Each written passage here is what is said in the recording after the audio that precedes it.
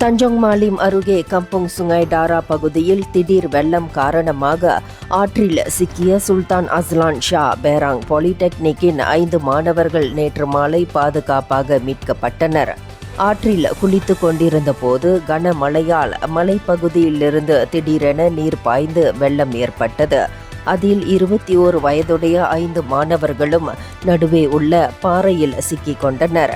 தகவல் கிடைத்ததும் Tanjong Malim மற்றும் சிலிம் ரிவர் தீயணைப்பு குழுவினர் சம்பவ இடத்துக்கு சென்று கயிறு மற்றும் பாதுகாப்பு சாதனங்களுடன் செயல்பட்டு மாணவர்களை ஒவ்வொருவராக கரைக்கு கொண்டு வந்தனர்.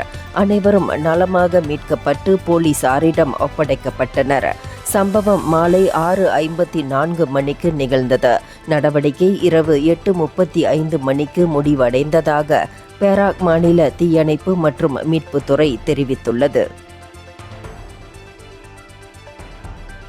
இந்தியர்களின் இதய குரல் மக்களோசை.